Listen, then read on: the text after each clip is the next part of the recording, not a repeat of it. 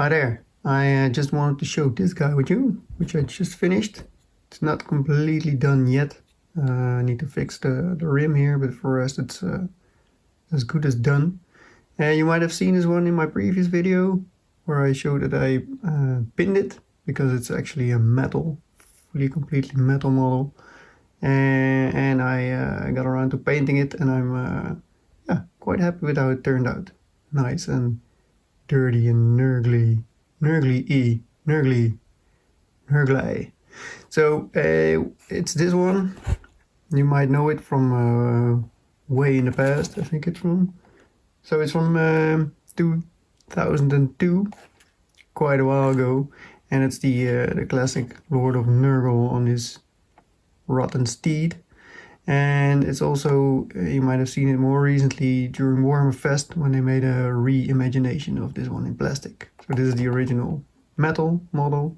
And when I saw it during Warhammer Fest, I was like, oh, I think I still have that one lying around. Let's go and paint it.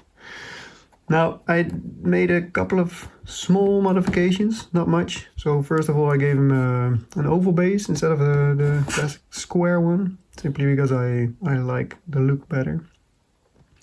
And the other thing I did is I closed the gap where usually his eye is. So in the original model, I don't think you can see it here, maybe a little bit, there's actually a gap there, which I didn't like. So I closed it and made it look like more chainmail. And the other thing is I also put his head a little bit higher, just to make him seem a bit more taller than the more hunched over look that he has if you stick him together as he is. And I actually remember this one from when it was released. And when it was released, I never really liked it. I'm not sure why, but when I look at it now, I think it's mainly the paint job that they did. I mean, the contrast on the horse is simply too high for me, for my taste. So when I want to paint it, I thought, okay, I want to make it more like the pale rider, right? Or the like Death on his horse, strutting around. So I wanted to make the horse look like it once was a white horse, but then more of a decayed one by now. And the model has some lovely touches. I mean, it's hard to get on camera, but the left side of his head is actually completely gone, and there's only a skull left.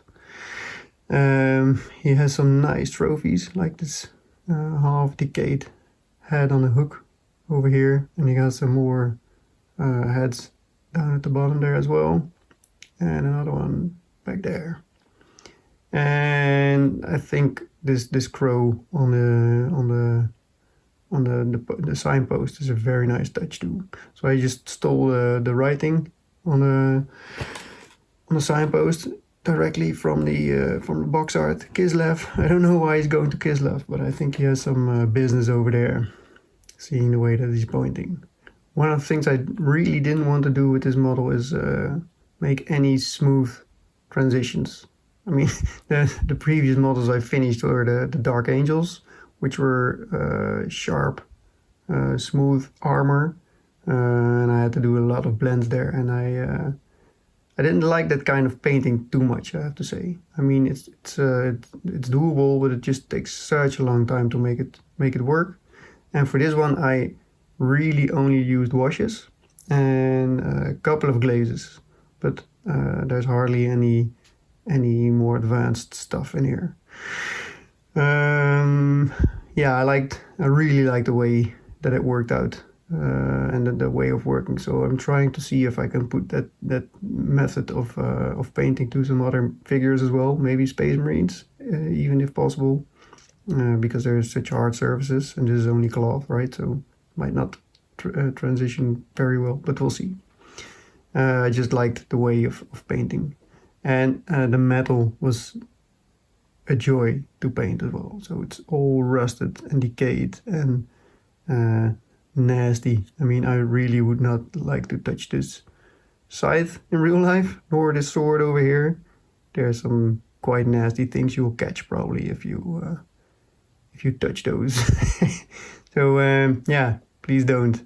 Yeah, and for the base, I really wanted to make it into a quite dark base, just to contrast with the bright horse or the pale horse, and to make some dirty, swampy water there as well. So that water effect that you see is actually not water effect; it's just gloss varnish over some layers of dark green and brown. Yeah, so this was mainly an exercise for myself to get some fun back into painting. I don't know exactly if it's Blanchitsu style or not, but for me it's close enough to keep experimenting. And as I said, I might experiment some more on hard surfaces like Space Marines with similar methods and see if that works. I know there's a lot of people doing that actually, so it should be possible. The only question is, can I do it? But we'll see. So that's it. Hope you liked it. If you have any questions or comments, feel free to let me know, and I'll see you next time. Goodbye.